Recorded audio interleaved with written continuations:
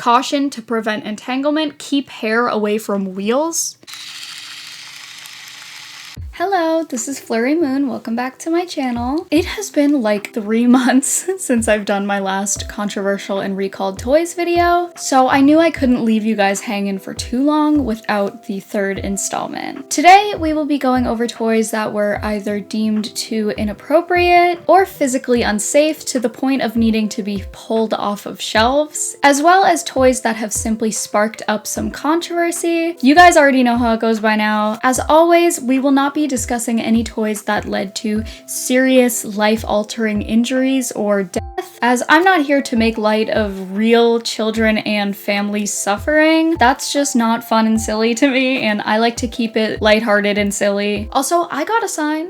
I got a Flurry Moon sign, you guys. So if I have to flip this video to show you guys what it actually says, sorry if I look so effing weird in this video. You know, like when you take a picture and it flips and like you look disgusting? That's probably gonna be how I look in this video. Unless you guys are just fine with Flurry Moon being backwards. Let me know in the comments, is this freaking you out? I don't know. So let's just get right into it. But before we do, I need to give a huge thanks to this week's sponsor, Manta Sleep. I've talked to you guys about Manta Sleep before. I always thought I slept fine, right? I go to bed pretty early. I'm kind of an old lady. Sometimes like I toss and turn, I wake up in the middle of the night, whatever, and I wake up early. The end.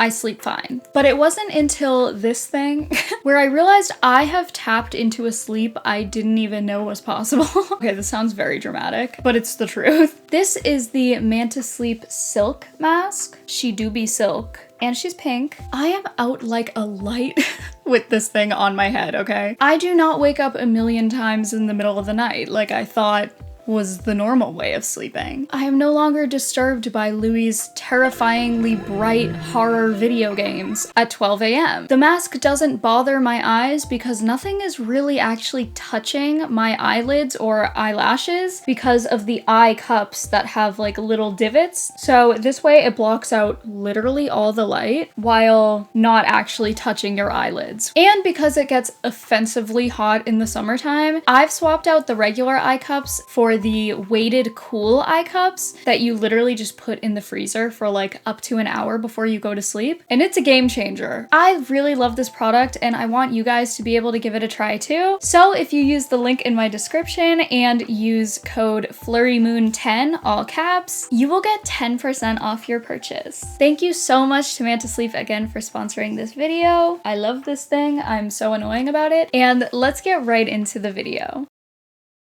Starting with Struts Horses. I had never heard of these things until I got a comment from one of you guys. Actually, quite a few of the entries on this list are from you guys, which is so fun. I love talking about stuff that you guys are into. But hearing that there were horse toys in high heels that were slut-shamed so bad that they were discontinued a whopping 2 months after hitting shelves. This was like discovering a gold mine, okay? It's so up my alley. It's not even funny. Before getting into this section, I think it's important to note that there is literally almost no information about struts online. There is no fandom wiki, no Wikipedia article. There is a whopping 1 commercial on the internet. Pretty much only Reddit comments, old blog posts, and thankfully this amazing video by ZhuZhu. I can always count on these baddies to talk about a toy that literally nobody else will. So highly recommend that video if you are interested. Anyway, Struts Horses, I believe, were released sometime in 2008, and as mentioned before, were discontinued just 2 months after coming out. This is seemingly due to the backlash from parents based on the horses' mature look and risque outfits, if you will. Only one line of struts would be released called Step Into Fashion, and it featured the 4 main characters, Sierra, Milan, Rio, and Sydney. Each strut came with an outfit, a few accessories, and of course a signed headshot. The gimmick seemed to be that each horse was a model from different parts of the world. The back of each box listed all kinds of fun information on each strut. Fashion's back and it's got a new name, Struts. From the 4 corners of the world come glamorous new models with style, sass, and attitude to spare. Nickname, Sid. Birthplace, Sydney, Australia. Fashionality type, silly. Favorite color, pink. Hobbies, singing, scuba diving, animal rescue volunteer. Special skills, teaching. Favorite food, anything sweet. Biggest fear, heights, and Sydney's signature at the bottom. Although a lot of these fun facts make absolutely no sense considering the fact that it's a horse, she's an animal rescue volunteer. Does she rescue other horses? Does she know she's an animal? How is she so scared of heights when she's a literal stallion? Girl, you are the height. Anyway, in my opinion, it does seem like a decent amount of love was put into this idea. The attention to detail when it comes to each girl's lore, the commitment to the model gimmick with the signed headshots, and I personally think the outfits are really cute. Bratz were huge at this time, and although parents weren't fans, little girls were absolutely eating up this mature, feminine slay look after being subjected to the girl next door Barbie for the last, like, however many decades. It was fresh, it was new, it was 2000s. So it's no surprise that they tried to apply this design to horses. Girls loved horses at the time, My Little Pony. It's not too crazy to me. However, I do not think the world was ready for struts. For one, the name, very easy to call them sluts. Even horses. Oh wait, what are we drinking today? I have a hot hazelnut with Chobani vanilla sweet cream. Another major topic of discussion was their heels. This really put off buyers and pony fans because, well, it is inherently creepy. Right? It's giving Uncanny Valley, and I think that's because they don't actually have hooves. I guess maybe that would have gotten in the way of the high heels, but I feel like they could have put them in more platform chunky heels than like that slim curved thin heel, you know what I mean? I don't know, it's like they have Barbie feet like that are like just like a pointed toe and they're horses. Like, it just doesn't look right. But like Bratz, their feet would come off. Which actually, why? Now that I think about it. To change their heels, I guess? But don't they have different color feet hooves than the other horses? I don't know. Another controversial design choice were their bodies. I guess they do have this hyper feminine look to them with their weird, curvy, skinny, long proportions. It's not really giving horse, you know? Definitely not reminiscent of what an actual horse looks like. Truly, truly appalling. So wrong. WTF? This toy developer goes on the list of blank that should be shot. Oh my god. This damn thing does not even resemble any sort of equine species. What a horrid display of uncreativity. I would never, and I mean never, buy this for my daughter. I think I would smack her if she even thought about looking at it. This is a total disgrace to the toy horse world. Not the toy horse world, girl, get a grip. This is the point where I get all emotional about the hyperfeminization inherent in these designs and point out the thinness and length of the horse's legs. A girl can't even be interested in horses without being reminded of what her body's supposed to look like. Ah, yes, another unrealistic body standard for women. I've had a very hard time finding positive comments about Struts, but there were a few people who stood up for the brand. I cannot believe that people actually look at a toy and can make something dirty from it. These toys are very cute and fun to play with for kids. They are just a toy. You are probably the same people who think little boys will become gay if they play with dolls.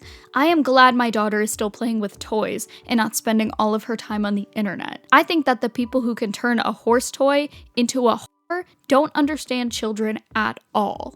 So, Struts were gone as quickly as they appeared. However, they actually had a longer life over in Russia, who weren't as offended by these sexy horses, if you will. They actually got a second line of Struts entitled Paris Cover Girls with the same 4 characters just in different outfits and a different theme. Struts are now extremely hard to come by, and even photos of this second Russian release are scarce as hell. Okay, I could only find this one photo. Do I think these things were creepy? Yes. Do I find their proportions to be uncanny as hell? Yes. Do I think people were overreacting? Absolutely. I'm sure little girls found them pretty, but I seriously doubt girls were going to acquire body image issues because they wanted to look like their toy horse. If we're going to discuss unrealistic body standards for women in the 2000s of all times, I would look towards the magazines with the female celebrities on the beach with the headline, "Whale washed up on the beach. Cellulite much?" That is eye level with your 6-year-old daughter at the Stop and Shop checkout, okay? Bigger fish to fry, I think. Anyway, we have much to get to, so let me know if you guys remember Struts and how you felt about them at the time.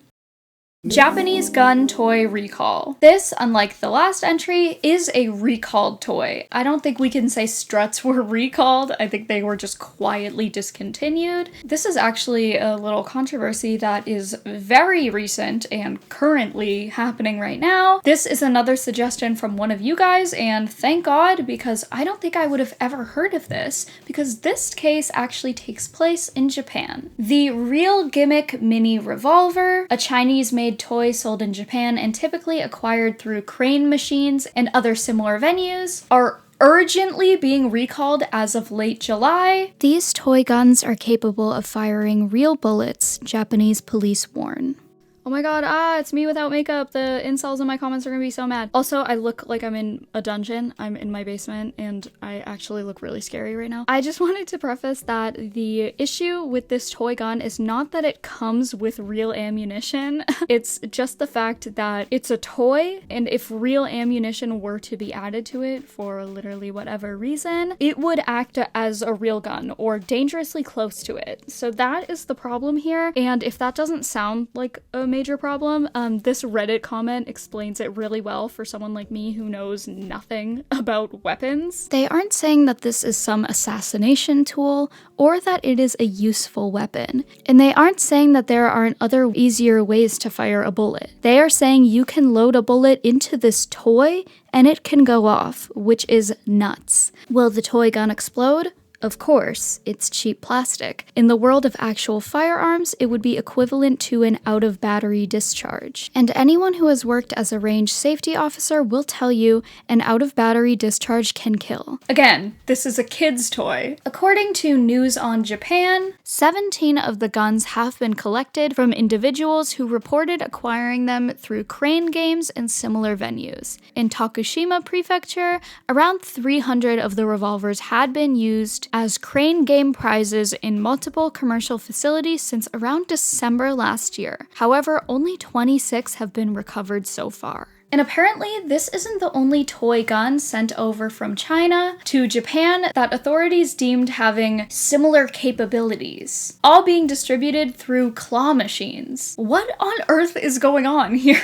We have talked a ton about recalled toys that have been made by Chinese factories before, and before anyone comes at me, okay, I have previously acknowledged the extreme pressure we and the rest of the world have put on Chinese manufacturers to, first of all, make toys for everyone, the rest of the world, at the absolute lowest price and in the absolute most efficient way. So when we find lead and other cheap, dangerous materials in these Chinese-made toys, it's not exactly surprising. Absolutely not okay, and these factories should be held accountable. These toys are made for children. However, it, isn't shocking to me. You know, I am deeply invested and interested. I need answers. What is the excuse for this? Thankfully, so far, I have yet to see any injuries reported or any other incidents regarding this issue. So obviously, that's why I'm discussing it today. And of course, I hope it stays that way. But let me know if any of you guys have heard of this before and how you feel about it. Moving on.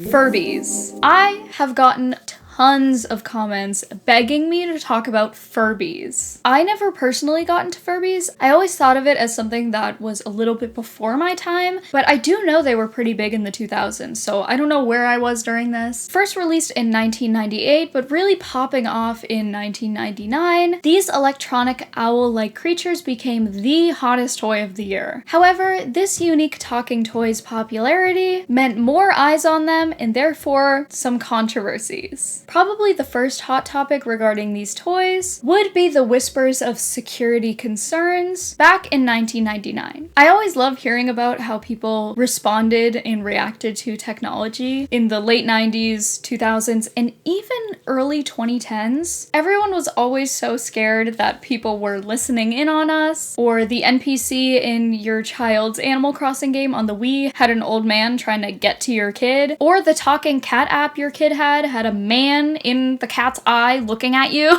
Who wants a whole video on Talking Angela? I think it's been done before. But now we just all accept that we have our own personal FBI agent and Chinese spy who knows everything about us. My Chinese spy is so sick of me watching Cat's Eye perform gnarly. He knows the choreography by now, I'm pretty sure. Can we do it together? Anyway, in January of 1999, the National Security Agency actually banned Furbies from entering the NSA's property due to the idea that Furbies could record and listen in on private information. Not only that, but they theorized that Furbies had an artificial intelligence chip that allowed Furbies to learn things that were said to them and then could repeat said information at a later date. So this is just like not true.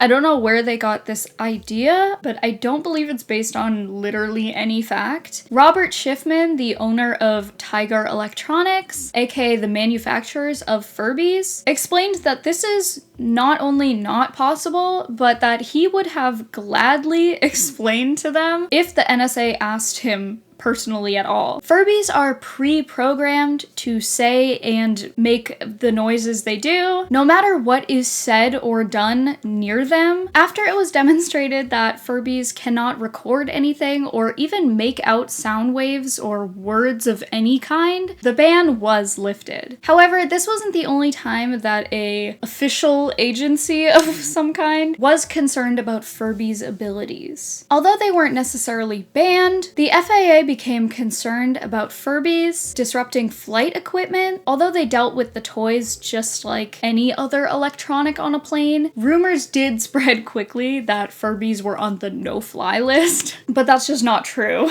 Probably the biggest ban, though, would be by the Naval Shipyard in Portsmouth, Virginia, seizing any Furby they found and even questioning the owner of said Furby. That's right, the literal Navy saw these things as a threat. Besides security concerns, others found Furbies controversial, basically because they just creeped people out. Other than the new electronics that not many people were familiar with at the time, especially the aspect of Furbies going off at any moment as long as the batteries were charged, Furbies just look creepy. Their big eyes that look like they know too much, the way they blink, the eyelashes, it's a lot. To the point where there are tons of Reddit threads of people just coming together and talking about their Furby horror stories, so I thought it would be fun to read a few. Apparently, if you drop a Furby from a high enough point, it makes a terrifying screeching sound until you reset the thing. I did not know this before I accidentally pushed it off my bed. The thing started, what 8-year-old thought, screaming out in pain, so then I started screaming and crying and thinking I killed it. One of my elementary school friend's house burnt down, electrical, no funny business, and nobody was hurt. So we were going through some boxes of his stuff and trying to find anything that was salvageable or still usable. I pulled his charred husk of a Furby out and looked at it for a second. As I'm about to throw it in the trash pile, it starts talking. I flip shit and whip it into the road, where it gets run over by a passing ice cream truck. We go to investigate, and its mouth is still opening and closing, but no sound came out. The thought of it still haunts me to this day. I have been waiting my whole life for this. In elementary school, I was invited to sleep over at my friend Sally's for her birthday. There were quite a few girls going, and we were told everyone was going to sleep in the family room, and somehow I scored the couch. Now, Sally loved Furbies, and above the couch was a shelf dedicated to them. There were a ton of Furbies in different shapes, sizes, and colors on that shelf. So the party's okay, everyone gets ready for bed, and I get comfortable on the couch. Fast forward a few hours, everyone is dead asleep. I myself am in a nice deep sleep. When suddenly the shelf breaks, the wooden part falling behind the couch, while the Furbies rain down on my sleeping form. Activated by whatever the activated Furbies, movement or sound or whatever, they come alive. I am awoken by a horde of Furbies all over me, talking and moving and looking at me. I eventually recovered from that night, but I had memories for years after. Recalled Sonic Tails toy. In 1994, McDonald's did a Happy Meal collaboration with Sonic in promotion for Sonic the Hedgehog 3 for the Sega Genesis. 5 toys were released, including a Sonic launcher, spinning Knuckles, wind-up Robotnik, and of course a Tails launcher. This would be in the form of a Tails toy that had a little pull string that you could pull, and then the tails would go flying and start spinning around. It's actually pretty cool. However, when the toys came to Canada, the Tails toy was quickly recalled due to issues with the pull string, and I can imagine it launching the toy out aggressively almost probably caused some problems, although I don't have any specific incidents that happened because of this. I don't think any did. Alas, in Canada, this toy was replaced by a yellow ball with tails on it. This isn't exactly all that crazy, as the promotion actually included a yellow Sonic ball that would be given out to kids 3 and under if the parents asked for it. So they probably just slapped Tails onto it instead of Sonic and called it a day. But I do think it's funny though. It's kind of like, fine, here's a ball. What's even funnier though is in Japan, the Tails toy was not replaced by another Sonic themed toy or even a Tails themed toy. It was replaced by a Grimace toy. I have no idea why. The UK was given a safer version of the original Tails launcher, and the toy was not replaced in the US due to the promotion coming to an end anyway. Anyway, this isn't exactly the craziest recalled toy story, but I just thought it was funny, and I've been doing a lot of research on Sonic recently for my Chow deep dive that is coming soon, hopefully. Anyway, moving on. Baby Bratz karaoke. This will be a quick one, but I knew I couldn't make this video without mentioning a toy that parents thought were saying something bad to their children. I feel like it's a tradition at this point. We always talk about it. Same with lead. It's like 2-in-1 special. So let's get into it. On Christmas Day 2006, a Miami father reported that his daughter approached him saying that her new Bratz doll was saying, quote, lots of bad words. This would be a Jade doll from the Baby Bratz series, specifically the karaoke release that would sing. Many users thought this doll was saying, doing our fucking thing, fuck you.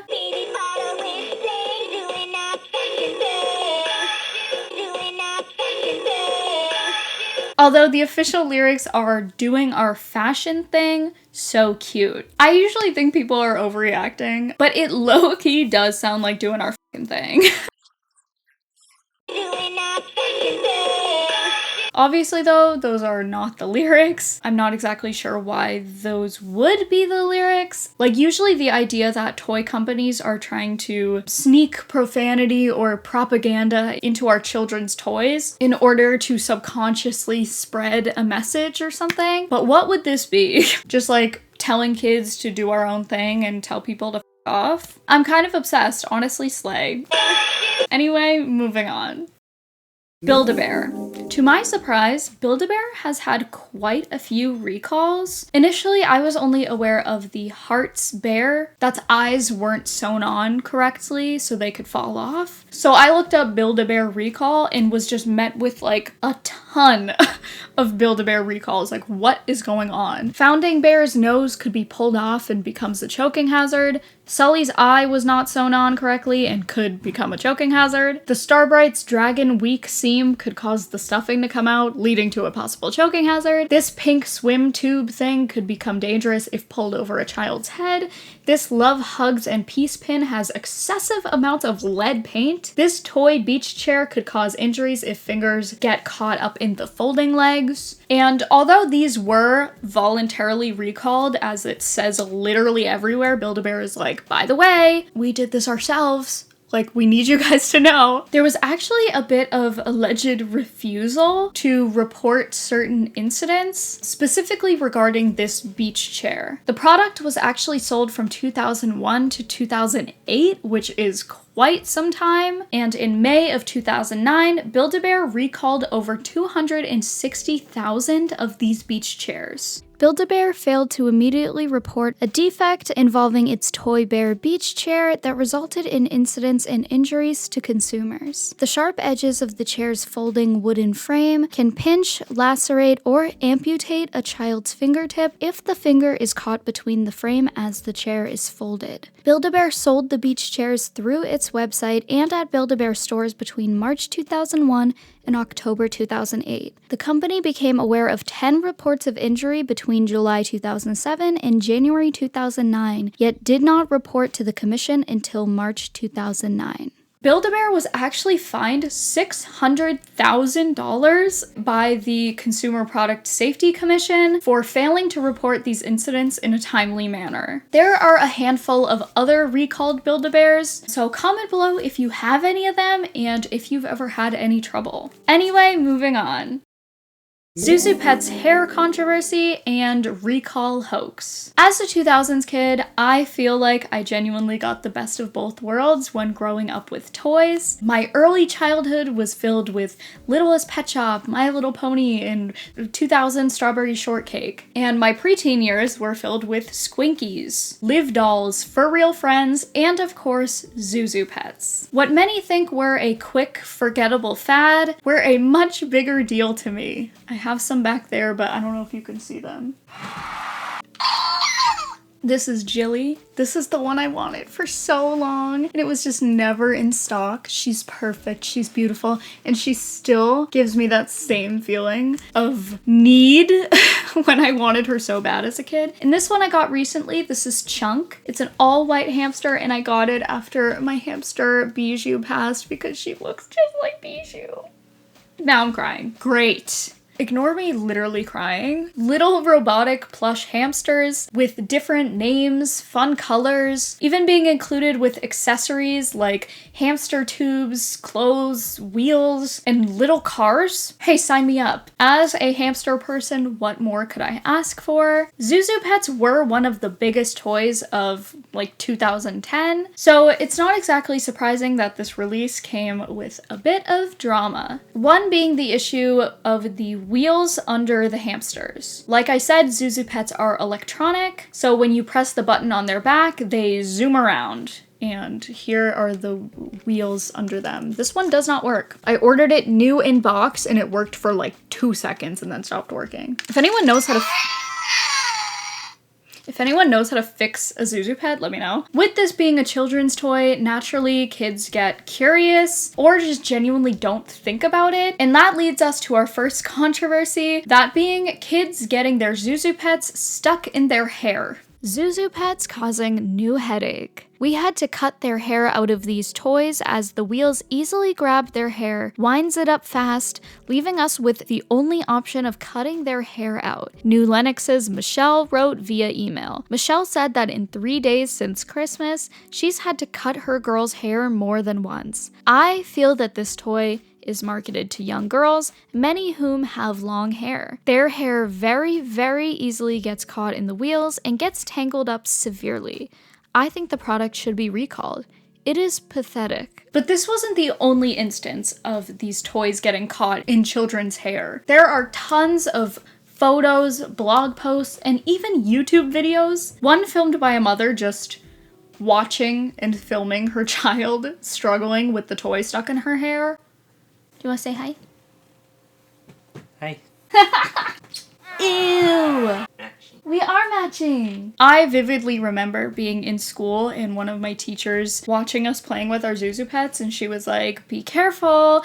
I heard a story about a little girl getting it stuck in her hair, and I was like kind of traumatized. I was so scared. But at the same time, I was like 6 or 7 when ZhuZhu Pets came out, or at least when I got my first ZhuZhu Pet. So like basically the target age demographic, and I never had any problems with these. Maybe because it's like, I knew it wasn't supposed to go near my hair. Like, not saying that like other children were dumb. I know we were just kids, but like, it's not that hard. But maybe if you have really long hair and you're just playing with it like here, like maybe, I don't know, let's give it a try.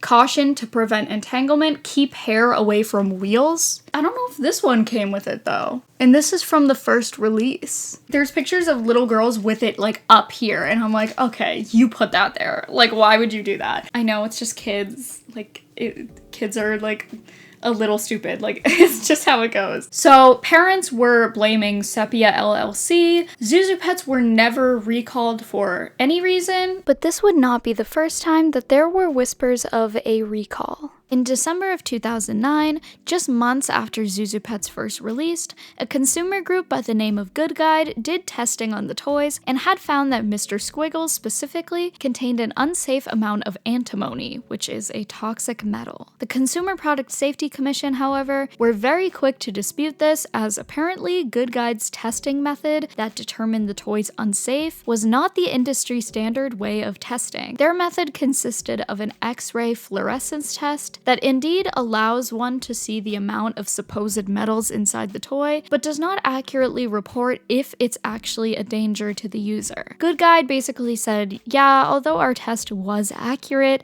we're aware that our testing differs from that of the federal standards. Alas, Mr. Squiggles and the rest of the gang were deemed safe and never faced a recall of any kind. I'm back in the basement. I forgot to film an outro for this video. I really don't know what happened here. I hope you guys enjoyed this video. Make sure to like, subscribe, and comment below if you'd like another one of these. The last two have done pretty well, but maybe people aren't interested in them anymore. It's been a while, so let me know. Thank you again, always, to Funtastic Paradise, simply just Funtastic on YouTube. He makes all of my little Hamtaro inspired art for this channel, and he's the best, so all of his accounts are in the description in every single video, so definitely go check him out. And thank you so much again to Manta Sleep for sponsoring this video. But yeah, I love you guys so much, and I will see you next week. Bye!